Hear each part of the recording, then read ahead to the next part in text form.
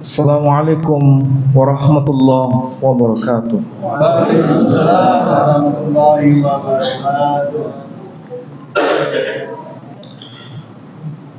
Alhamdulillahi wahda. Alhamdulillahilladzi arsala rasulahu bil huda wa dinil haqq liyudhhirahu 'ala ad-din kullih wa kafaa billahi shahida.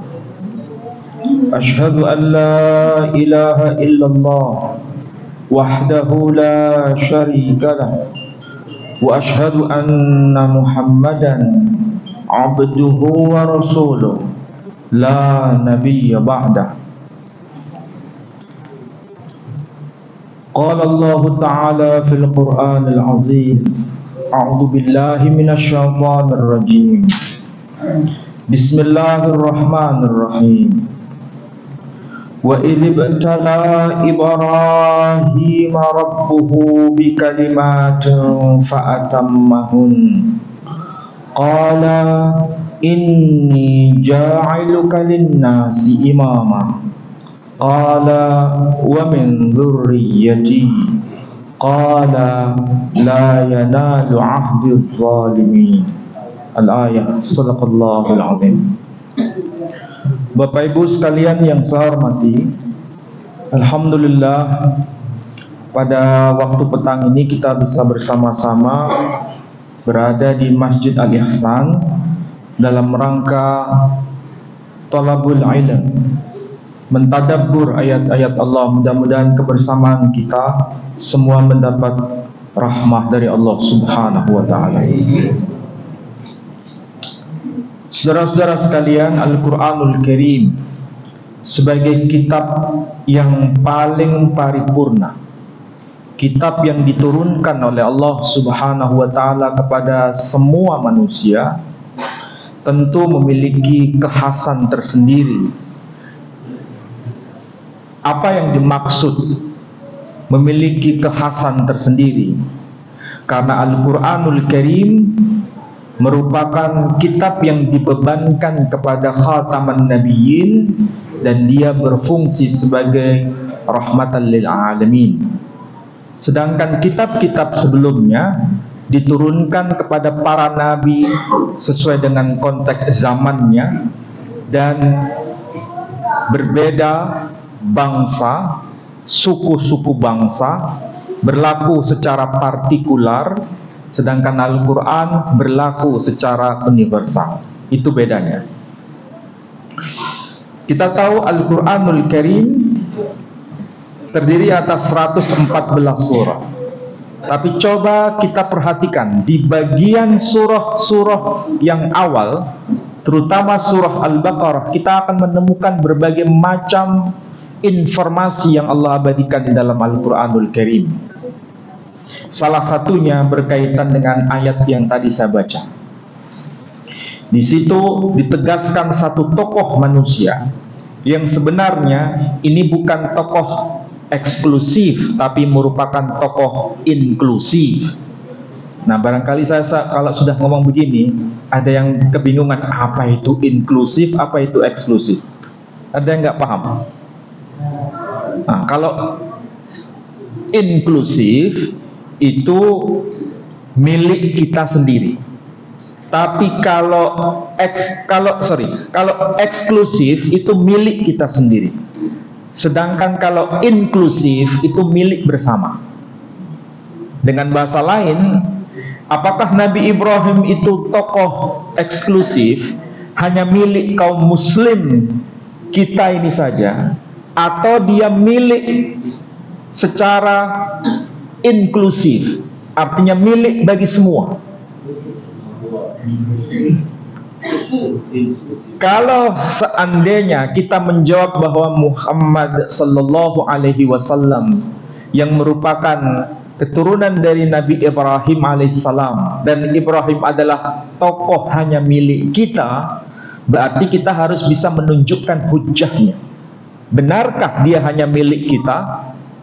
Apa yang menjadi dasar bahwa dia adalah milik kita? Tentu jawabannya sederhana. Apa itu? Al-Quranul Karim. Benarkah di dalam Al-Quranul Karim tokoh ini disebut? Jawabannya iya. Apa bukti? Ayat yang tadi saya baca. Ayatnya tegas menyebutkan wa idzibtala Ibrahim rabbuhu bikalimatin fa'atammahun. Disebutkan nama sang tokoh itu. Dari sini kita bisa berkata ini milik kita. Sehingga orang yang kurang cerdas, ngopinya kurang kental, hanya berdasar Quran ini saja langsung bisa diklaim bahwa tokoh ini milik kita, bukan milik semua. Tetapi kita harus bisa buktikan mana hujahnya kalau itu menjadi milik bersama, bukan hanya milik kita. Tentu saja di luar Al-Quran tokoh ini juga disebut. Benarkah tokoh ini juga disebut? Ya.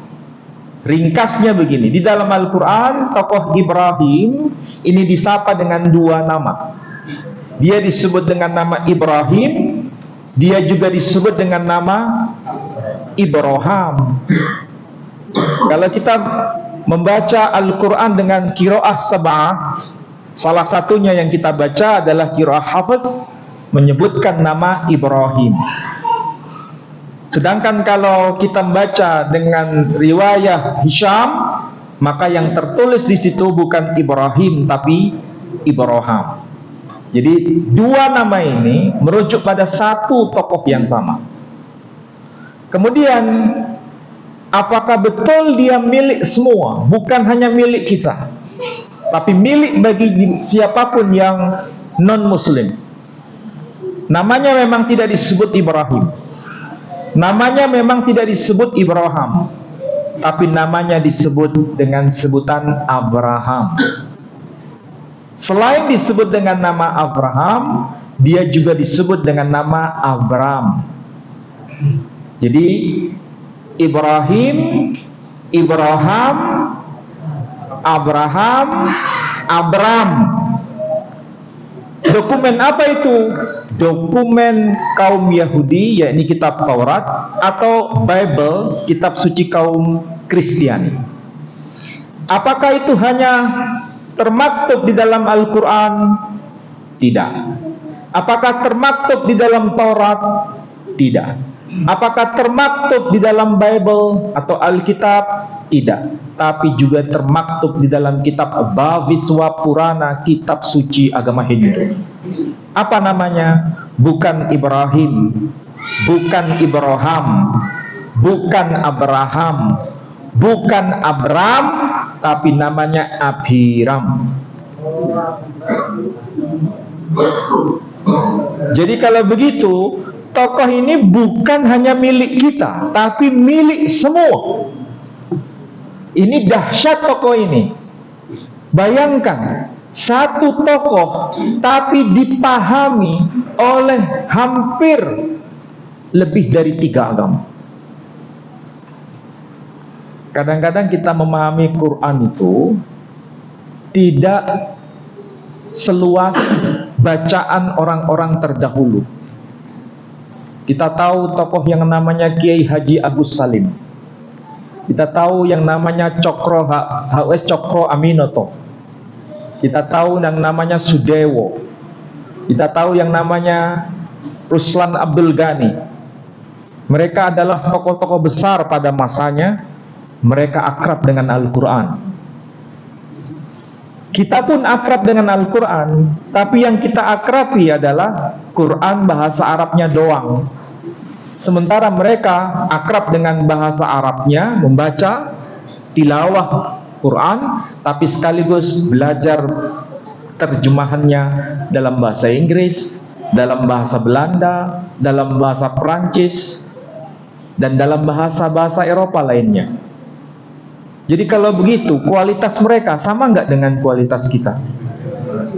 Kualitas kita lebih dahsyat dibanding mereka, atau kualitas kita lebih terpuruk dibanding mereka? Kalau begitu, kualitas umat Islam pada masa itu sama nggak dengan kualitas umat Islam zaman sekarang? Silakan jawab sendiri. Saya kemarin baru bertemu dengan Tun Mahathir Muhammad, mantan Perdana Menteri Malaysia. Beliau memberikan banyak informasi kepada generasi sekarang ini untuk bisa memahami Al-Quran. Salah satu yang dia sampaikan, dia berkata begini, pada masa itu, pada masa muda, belajar Quran itu dalam bahasa Arab, karena Al-Quran itu bahasa Arab, dan itu yang mendapatkan pahala. Kalau dibaca dalam bahasa selain Arab, itu bukan Al-Quran, dan itu tidak dapat pahala. Ini rekaman kolektif Tun Mahathir Muhammad. Bayangkan, sejak masa muda dia sudah mendapatkan informasi Quran itu hanya bahasa Arab, dan itu dapat pahala. Kalau membaca Quran dalam terjemahan, itu bukan Quran, dan itu tidak dapat pahala. Informasi seperti itu apakah ada sampai hari ini? Hah? Ada atau tidak? Masih ada. Ternyata masih ada. Jadi Quran dan bukan Quran itu dikaitkan dengan ini berpahala atau tidak berpahala. Makanya ini menjadi bukti bagi kita semua. Kita pada masa bulan Ramadan, kita rajin tidak membaca Al-Quran? Sangat rajin. Bahkan mulai dari surah Al-Fatihah sampai surah An-Nas kita baca. Bukan hanya sekali khatam, tapi 2 kali khatam, bahkan 3 kali khatam. Tujuan targetnya apa? Mencari pahala.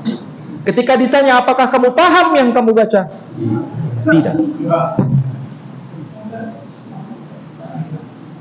Jadi siapa yang salah ini sebenarnya? Hah? Yang salah itu yang di sini. Yang di sini yang salah. Yang memberikan informasi itu yang salah. Sehingga umat itu jauh dari Al-Quranul Karim. Apa yang diceritakan oleh Tun Dr. Mahathir Muhammad itu bukan pengalaman pribadi, itu pengalaman kita semua. Bukan hanya konteks dunia Melayu, tapi juga dunia Jawa dulu. Dunia Jawa kita kenal tokoh yang bernama siapa? Raden Ajeng Kartini. Dia muridnya siapa? Kiai Saleh Darat. Apa yang dilakukan oleh Kiai Saleh Darat? Dia pertama kali yang menerjemahkan Quran dalam bahasa Jawa. Dengan huruf apa? Dengan huruf Arab. Bahasanya Jawa, yang dikenal dengan nama Pegon. Pegon atau Pego. Saat itu Belanda masih berkuasa. Dan memang Belanda masih berkuasa. Ketika Belanda berkuasa, Belanda tidak pernah mengintimidasi. Belanda tidak pernah melarang siapapun yang membaca Quran, asal bahasa Arabnya. Tapi kalau sudah mengkaji Quran, Belanda sudah mulai ikut turun tangan. Disitulah kelihan Kiai Saleh Darat menerjemahkan Quran dalam bahasa Jawa, tapi dengan huruf Arab supaya tidak terdeteksi oleh Belanda. Dan itulah akhirnya Raden Ajeng Kartini memahami Quran sesuai bahasanya sendiri. Dan dia kemudian menyurat dalam bahasa Belanda dengan temannya yang ada di Belanda. Dan itu dia sampaikan dalam kumpulan surat-suratnya sampai hari ini. Cuma masalahnya kita dijajah Belanda itu berapa tahun? Anehnya, kita sekian lama dijajah Belanda, tapi kita nggak ngerti bahasa Belanda. Malaysia itu dijajah British, jajah Inggris berapa tahun? Tapi hampir sebagian besar orang-orang Melayu yang kita temui bicara dalam bahasa Inggris, mereka paham. Jadi kita bahasa Arab juga bermasalah, bahasa Belanda juga bermasalah. Yang tidak ada masalah, siapa yang nggak ada masalah? Kadang-kadang saya tuh bingung memahami orang Indonesia ini. Ya udahlah, itu sudah menjadi masa lalu kita. Kembali pada pembahasan ini. Tadi saya baca menyebutkan satu tokoh ini, yakni Ibrahim. Kalau kita mempelajari makna ayat ini, itu merupakan teguran keras bahwa apa yang dikatakan ini itu bukan sekedar informasi pada zamannya, tapi ini juga informasi dari zaman ke zaman hingga zaman kita. Kita mulai runut, mulai dari awal. Kita ini hidup pada abad keberapa sekarang? Tahun berapa sekarang ini? 2024. Tahun 2024 itu kategori abad ke-21. Betul? Abad 21. Quran diturunkan itu pada masa kehidupan Nabi. Kapan Nabi dilahirkan? Tahun 571 Masehi.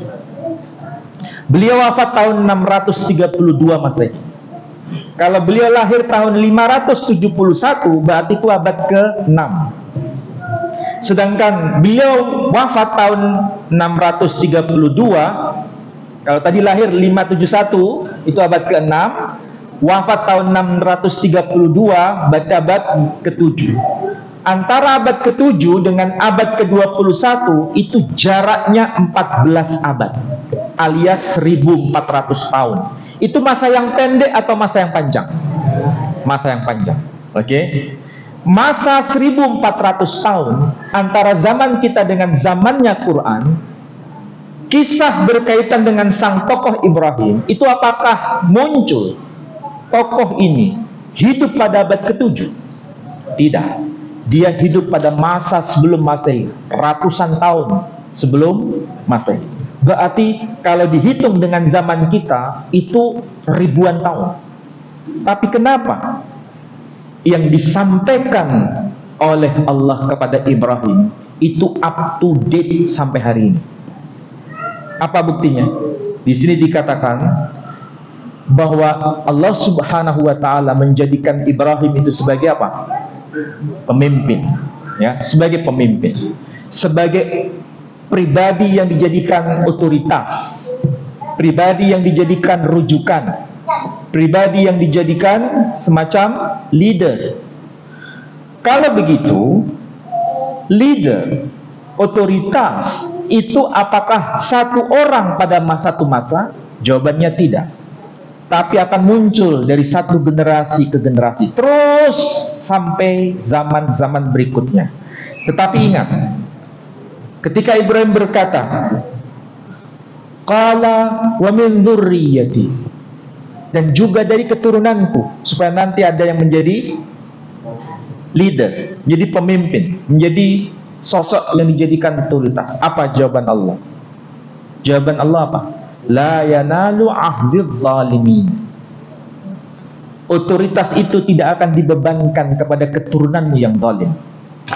Jadi, jangankan kita manusia biasa, figur kenabian, figur seorang rasul, ada potensi mereka ada yang berbuat zalim.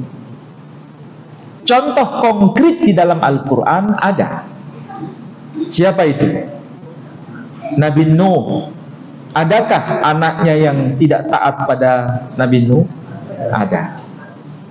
Jadi tidak berarti seorang yang memiliki kualifikasi terhormat, maka generasi berikutnya itu otomatis terhormat semua. Belum tentu. Dan Allah sudah memberikan hukum kepastian di sini. La yanalu ahdziz zalimin. Jadi yang zalim itu ada. Dan tadi saya berikan satu contoh, figur putra Nabi Nuh. Kalau menjadi sebuah bangsa, dan bangsa ini diceritakan dalam surah Al-Baqarah itu luar biasa. Siapakah mereka? Bani Israel. Siapakah Bani Israel? Keturunan Nabi Yakub. Siapakah Nabi Yakub? Keturunan Ishak. Siapakah Ishak? Keturunan Ibrahim. Apa yang dikatakan oleh Bani Israel dalam Al-Quranul Karim? Bagaimana mereka menetapkan dirinya? Banyak sekali informasi di dalam Al-Quran itu. Itulah sebabnya kalau kita baca surah Al-Baqarah, bahwa Bani Israel itu bangsa yang dimuliakan, tetapi karena mereka berbuat zalim, maka Allah akan singkirkan mereka. Ini adalah sebuah hukum kepastian. Dan memang begitulah yang terjadi, karena setiap bangsa ini diperlakukan sama siapapun mereka. Yang zalim ditetapkan zalim, yang berbuat saleh ditetapkan sebagai saleh. Karena bumi ini hanya diwarisi oleh orang-orang yang saleh. Al-Quran sendiri menegaskan apa?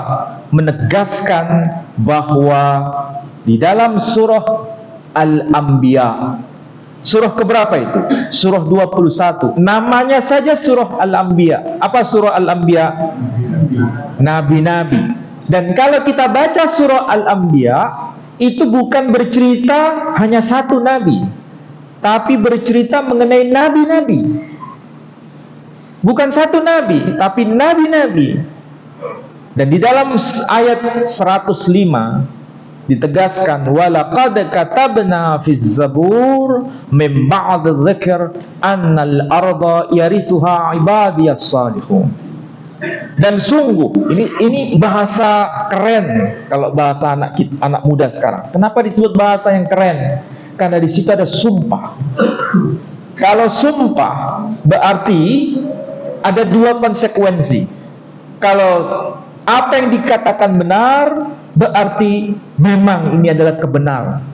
Tetapi kalau terbukti tidak benar, maka semua orang akan menghujatnya.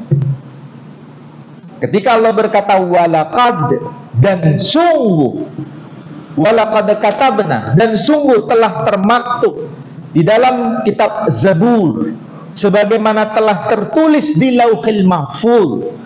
Apa yang tertulis dalam kitab Zabur dan apa yang tertulis dalam Lauhil Mahfuz? Sesungguhnya bumi ini diwarisi oleh orang-orang yang saleh. Annal arda yarithuha ibadiyas salihun. Kalau kita membaca ayat begitu, sampean beriman atau tidak? Beriman. Iya, beriman. Kenapa beriman? Kalau nggak percaya dikatakan apa? Kafir.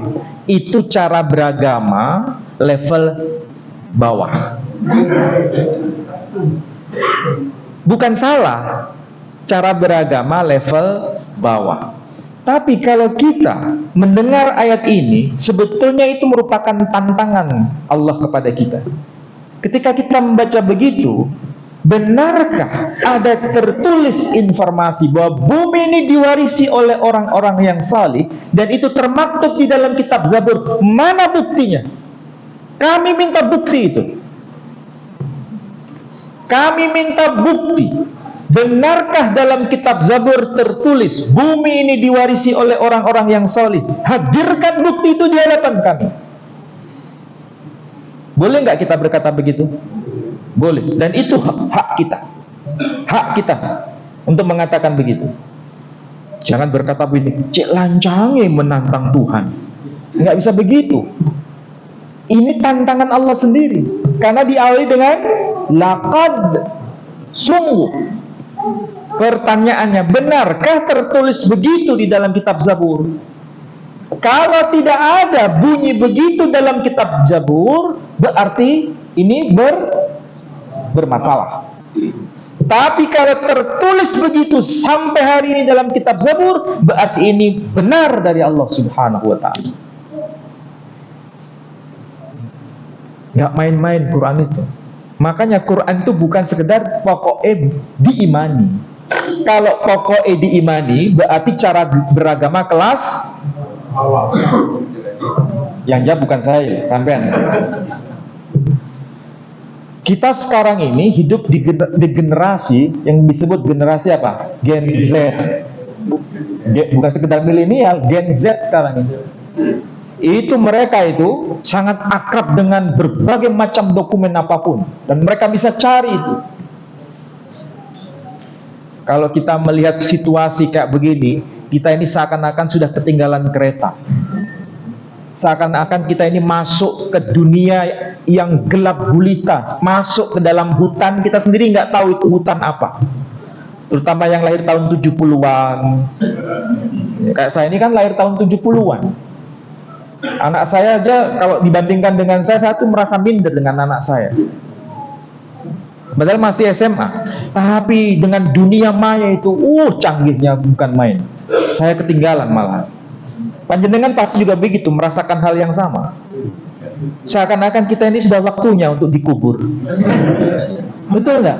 Nggak nututi ilmu kita ini. Iya, nggak nututi.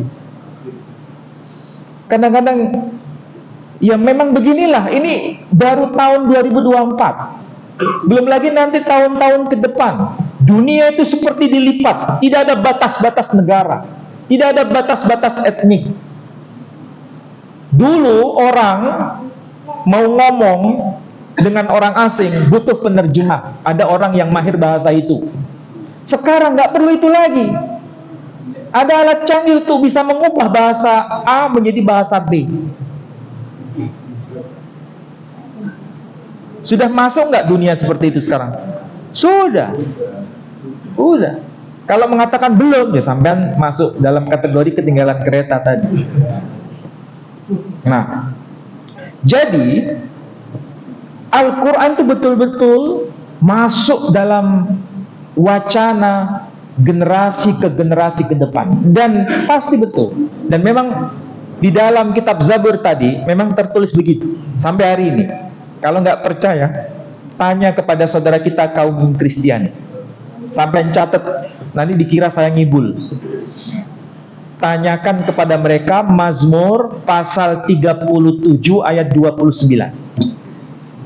Mereka tidak menyebut Zabur, mereka menyebutnya Mazmur. Mazmur le David, Mazmurnya David. Kalau kita dalam Quran, Zabur itu kepada Nabi Daud. Jadi kalau dalam Quran disebut Daud, mereka menyebut David. Kalau kita menyebut Ibrahim, mereka menyebut Abraham. Kalau kita menyebut Musa, mereka menyebut Moshe. Kalau kita menyebut Jibril, dan dalam Quran juga disebut Jabrail, mereka menyebut Gabriel. Kalau kita menyebut Mikail, mereka menyebut Mikhael. Jadi ini merupakan sebuah bukti. Allah nggak mau menghilangkan barang bukti. Bacaan yang tadi saya sebut itu, manuskripnya sampai sekarang masih ada. Masih dapat kita lihat dengan mata kepala. Jadi sekali lagi, Allah nggak mau menghilangkan barang bukti itu. Zabur itu, Mazmur itu masih ada. Tapi bunyinya bukan dalam bahasa Arab, tapi bunyinya dalam bahasa Ibrani. Apa yang tertulis? Shadiqim yirithu eretz. Shadiqim, bahasa Arabnya as-sadiqun. Apa artinya? Orang-orang benar. Yirithu eretz. Kalau bahasa Arabnya yarithu, mereka akan mewarisi. Eretz, bahasa Arabnya al-ard, bahasa Inggrisnya the earth. Apa itu? Bumi. Jadi ini jejak kebahasaan yang sampai sekarang masih dapat dilacak. Kenapa muncul kata the earth? Earth itu artinya bumi ya. Bahasa Arabnya al-ard. Bahasa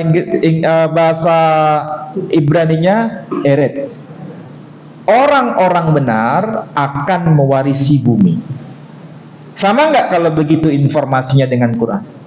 Sama. Berarti apa yang dikatakan Allah melalui Al-Quran, bahwa bumi ini diwarisi oleh orang-orang yang solih, memang termaktub di dalam kitab Zabur. Dan itu fakta real. Jadi memang begitulah, hanya orang salih yang mewarisi bumi ini. Dan tidak mungkin orang zalim punya peran dalam persoalan itu. Kalau orang zalim punya peran dalam persoalan bumi, mereka akan melakukan apa? Yufsiduna fil ard. Mereka akan membuat kerusakan di muka bumi. Makanya kalau tambang mulai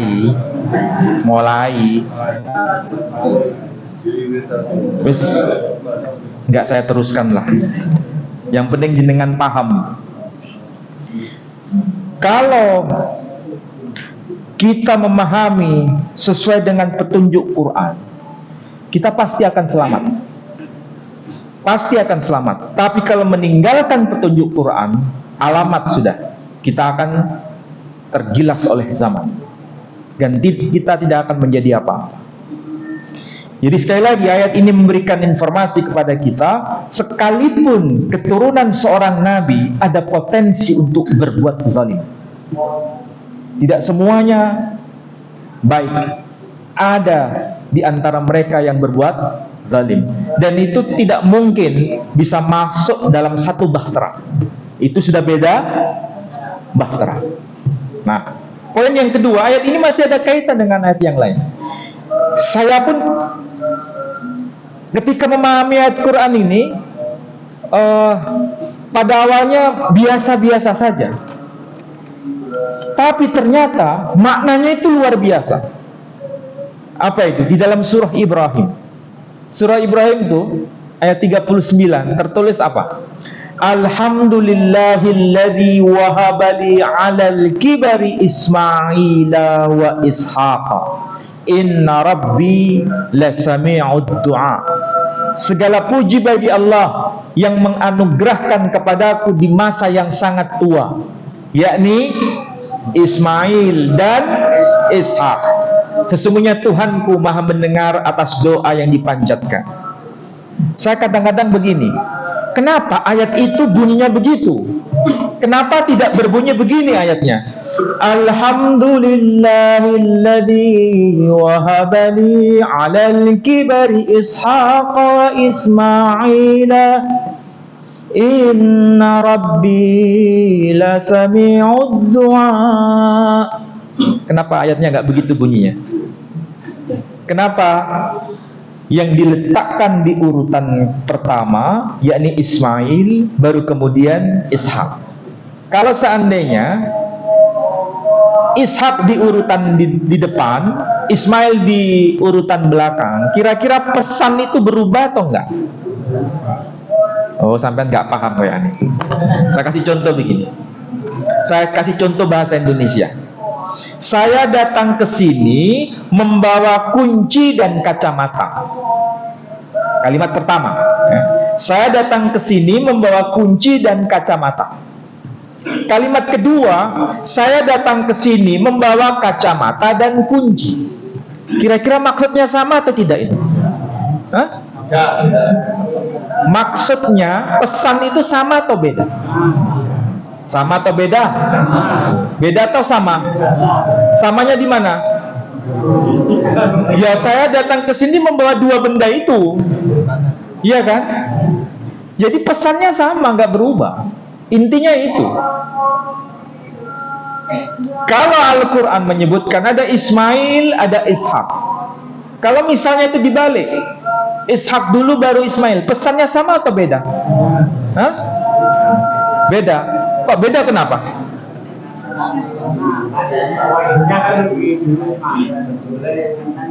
Saya bicara mengenai pesan. Pesannya sama atau beda? Sama. Tapi mengapa Ismail diletakkan di depan? Karena ini mengandung informasi. Informasi apa? Urutan kelahiran. Apakah lebih dari itu? Apakah lebih dari itu? Enggak. Urutan kelahiran saja, nggak lebih dari itu. Iya kan? Nggak lebih dari itu. Kalau dipahami lebih dari itu, apa? Lebih dari itu. Lebih mulia Ismail dibanding Ishak. Quran sendiri berkata, kalau kita berkata, oh diletakkan di depan, menunjukkan ini lebih mulia. Ishak lebih tidak mulia dibanding Ismail. Maka kita ditegur oleh Quran sendiri. Quran berkata apa? La nufarriqu baina ahadim mir rusulih. Ya kan? Jadi mereka itu tidak ada bedanya satu dengan yang lain. Jadi kalau begitu kita membaca Quran itu, informasinya hanya sekedar Ismail anak pertama, Ishak anak kedua. Hanya sekedar urutan kelahiran, tidak lebih dari itu. Tapi ada juga di antara saudara-saudara kita memahami, ini bukan urutan kelahiran, ini urutan kemuliaan. Ada yang memahami begitu. Kira-kira cara pemahaman begitu dibenarkan atau tidak? Mungkin ditafsirkan begini. Bangsa Arab itu keturunan Ismail. Bangsa Israel, bangsa Yahudi keturunan Ishak. Maka bangsa Arab lebih mulia dibanding bangsa Israel. Apa begitu maksudnya? Nah, kalau kita membaca Al-Quran dibandingkan dengan Bible, itu ada sesuatu pesan yang semakin menguatkan informasi Quran itu. Di dalam Al-Quran, Ismail diletakkan di depan, Ishak diletakkan di belakang. Ternyata di dalam kitab Bible hari ini ditulis apa? Bnei Abraham, Yitzhak wa Ismail. Anak-anak Abraham ialah Ishak dan Ismail. Kalau begitu, ini urutan kelahiran atau urutan kemuliaan? Urutan kemuliaan. Padahal di dalam kitab itu sendiri disebutkan Ibrahim usia 86 tahun ketika Ismail lahir. Ibrahim usia 100 tahun ketika Ishak lahir. Kalau begitu, yang lahir pertama siapa? Ismail. Tapi kenapa redaksi teks itu berkata Bnei Abraham, Yitzhak, wa Ismail? Anak-anak Abraham ialah Ishak dan Ismail. Kenapa? Karena mereka merasa keturunan dari Ishak. Maka Ishak diletakkan di depan. Quran datang untuk mengubah, untuk meluruskan. Bukan itu. Yang benar adalah Ismail dulu, baru kemudian Ishak. Tapi bukan urutan kemuliaan, tapi sekedar urutan kelahiran. Ini sekaligus teguran bagi kita. Tidak ada yang lebih mulia. Tidak ada konsep Ubermensch dan tidak ada konsep Untermensch. Manusia kelas tinggi dan manusia kelas rendah. Tidak ada. Yang ada adalah apa? Inna akramakum indallahi atqakum. Itulah sebetulnya yang diamanatkan oleh Quran. Bangsa-bangsa ini berasal dari satu. Dari siapa? Adam. Semua memiliki kualifikasi yang sama. Tidak ada yang dilebihkan, tidak ada yang tidak dimuliakan. Semua posisinya sama. Yang membedakan adalah takwa itu sendiri. Ketika mereka tidak saleh, maka ditenggelamkan. Ketika mereka saleh, mereka akan diselamatkan. Itulah sebabnya pelajaran di zaman awal, kenapa ada peristiwa banjir besar itu? Banjir besar ini bukan terjadi di satu kawasan. Banjir besar itu seluruh kawasan, seluruh muka bumi ini sebetulnya. Kenapa bisa dipahami begitu? Karena catatan mengenai banjir besar bukan hanya di dalam Al-Quran. Saya pernah baca tafsir Al-Misbah, tulisan dari Al-Habib Quraish Shihab. Dia menafsirkan bahwa itu hanya satu kawasan saja. Tetapi beliau mungkin lupa bahwa cerita begini bukan hanya dalam Quran. Cerita begini juga ada di dalam Bible, juga ada di dalam teks Gilgamesh, bahkan juga ada di dalam kitab yang disebut Bhaviswa Purana agama Hindu, juga termaktub dalam tulisan yang ada di suku Aztec di kawasan mana? Amerika Latin. Juga ada catatan di negeri Cina. Kalau begitu, ini kawasan hanya satu kawasan kecil atau seluruh permukaan bumi? Makanya kalau membaca Al-Quran hanya sekedar Al-Quran saja, maka kita tidak menemukan benang merahnya itu. Tapi ketika kita membaca Quran dengan melintas batas, kita akan tahu redaksi Quran itu yang dimaksud adalah keseluruhan permukaan bumi.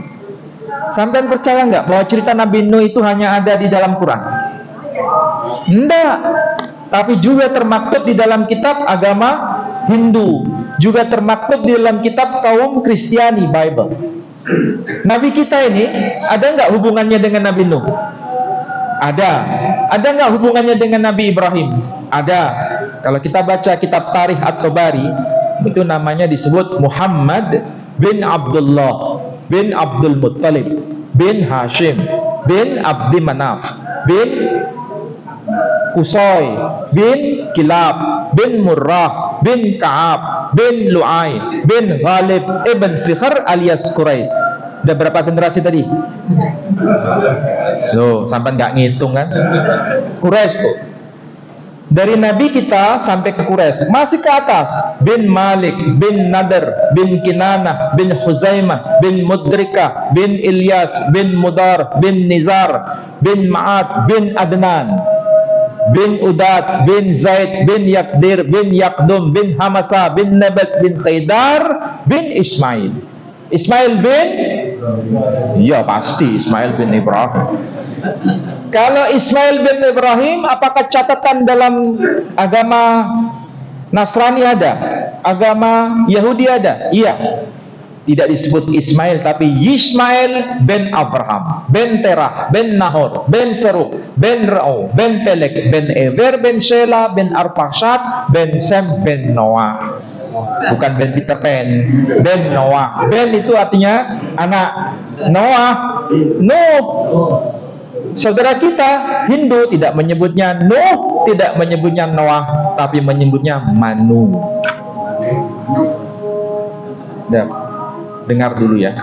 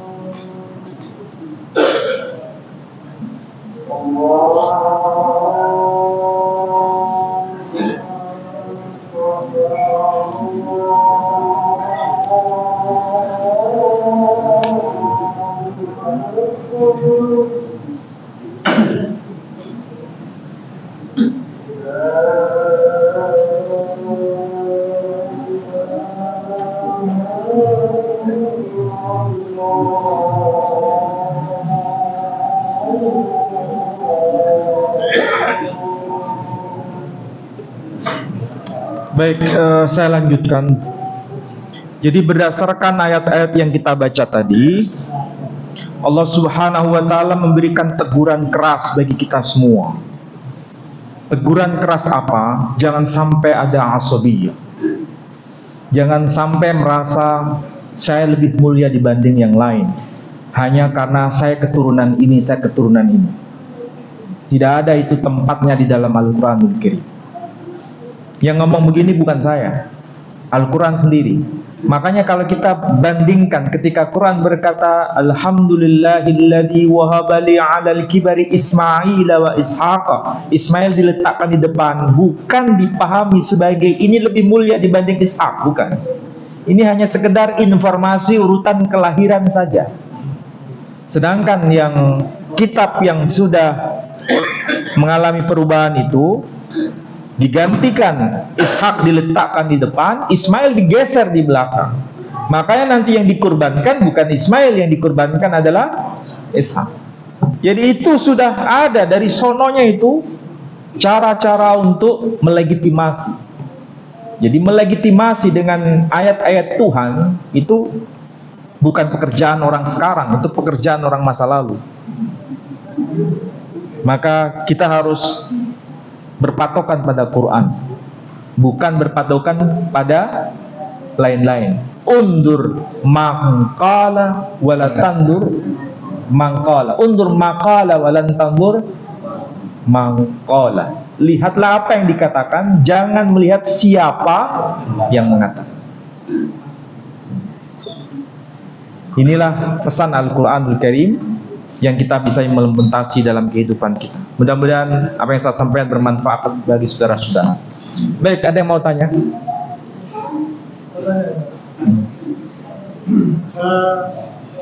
Saudara kita Nasrani mengatakan Al-Quran itu hasil plagiat dulu, membuktikan dari lahirnya urutan Ishak nomor 1 dan Ismail nomor 2.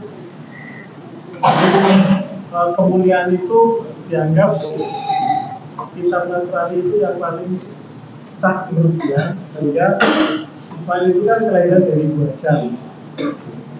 Itu saya di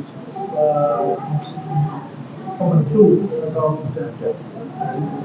Mau menjelaskan juga? Saya jawab ringkas ya. Nabi Ibrahim itu punya 2 istri. Istri pertama Sayyidah Sarah. Kenapa bisa ada istri kedua? Itu atas permintaan Sayyidah Sarah sendiri. Waktu itu Sayyidah Hajar itu adalah putri Fir'aun, bukan putri Nyai Roro Kidul, tapi putri Fir'aun. Berarti ini kelasnya kelas bangsawan atau kelas biasa? Kelas bangsawan. Siapa yang ngomong begini? Kitabnya orang Yahudi sendiri. Jadi beliau adalah putrinya Fir'aun, diberikan kepada Ibrahim menjadi mitra keluarga Ibrahim. Dan itu menggunakan istilah kunci, yakni bahasa Ibraninya disebut sifhat. Sifhat tidak bisa diterjemahkan budak. Sifhat itu beda dengan eved. Kalau eved itu artinya budak. Sedangkan dalam bahasa Ibrani tidak menggunakan istilah eved, tapi menggunakan istilah sifhat. Artinya mitra dalam keluarga itu, bukan sebagai istri, tapi mitra dalam keluarga, mengatur rumah tangganya Abraham. Kalau bahasa kita bukan pembantu, asisten rumah tangga, asisten pribadi lebih tepat. Jadi bukan pembantu. Kalau pembantu kan kesannya negatif. Tapi kalau aspri ya, aspri, asisten pribadi, itu kelas tinggi. Dan itu bersama-sama dengan Abraham, bukan 1 tahun 2 tahun menjadi aspri itu 10 tahun. Selama 10 tahun belum ada berita gembira dari rahimnya Sayyidah Sarah, maka Sayyidah Sarah menurut kitab Yahudi atas perintah Sayyidah Sarah, ambillah Hajar sebagai istrimu, oleh karena dia aku akan punya keturunan. Kalau punya keturunan sekarang pakai bayi tabung. Kalau dulu zaman itu bayi tabung belum ada. Satu-satunya jalan untuk bayi tabung masa itu hanya melalui apa? Perkawinan. Dan nanti anaknya diakukan pada dirinya. Itu yang kemudian keturunan Ismail atau Ismail sendiri, ibu kandungnya adalah Sayyidah Hajar, makanya disebut Hagarenos. Ismail sendiri atau keturunan Ismail sendiri juga disebut Sarakenos, artinya anak yuridis dari Sarah. Jadi Ismail itu punya dua ibu, ibu kandung dan ibu secara hukum. Jadi secara biologis dan secara hukum ada dua. Yang ngomong begini siapa? Ya kitabnya orang-orang non-Muslim sendiri. Salah satunya adalah siapa? Isidore of Seville, seorang uskup yang hidup sezaman dengan Nabi SAW, mengenai status keturunan Abraham melalui Ismail. Dan juga Santo Jerome yang hidup pada abad keempat. Nah, kalau ngaji begini dokumen dibuka semua ini. Ya emang begitulah cara menjustifikasi kebenaran, bukan ditafsirkan liar, tapi dokumennya ada nggak? Kalau nggak ada kita nggak bisa menafsirkan. Jadi nggak bisa disebut sebagai Buddha, tapi disebut sebagai Aspri. Lebih tepatnya bahasa kita apa? Asisten rumah tangga itu aja loh, mitra keluarga. Iya. Makanya ini menarik sebenarnya ya. Menarik. Kenapa? Ibrahim punya istri pertama Sarah, punya anak yang kedua. Ibrahim punya istri kedua Hajar, punya anak pertama. Tapi Ismail anak pertama Hajar, Ishak anak pertama Sarah. Artinya 2, 1, 2. Aneh kan? Berosablah bukan. Tapi inilah skenario ilahi.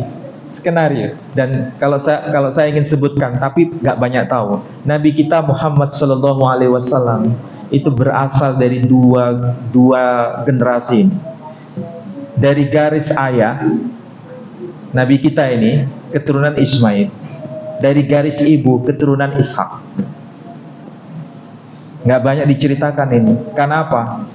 Kenapa? Kenapa? Karena sebagian besar kita ini asobiyah. Kalau seandainya Nabi kita dijelaskan itu ada hubungannya dengan Bani Israel, waduh, keturunan nih wong bangsa orang nggak kena ini kan begitu itu. Karena kalau dari Hashim punya istri yang namanya Salma binti Amr. Salma binti Amr itu dari kalangan Bani Israel, garis ibu. Nah, dalam tradisi Yahudi, seseorang itu dianggap Yahudi itu dari jalur ibu. Seseorang diakui sebagai bangsa Arab itu dari jalur bapak. Nah, ketemu semua kan? Wes, jangan banyak-banyak, nanti sampai sok. Cukup ini informasi yang membuat sampai penasaran. Nanti suatu saat kita bahas. Saya kira cukup demikian. Saya akhiri dengan doa penutup majelis. Subhanakallahumma bihamdika asyhadu an la ilaha illa anta astaghfiruka wa atubu ilaik. Wassalamualaikum warahmatullahi wabarakatuh.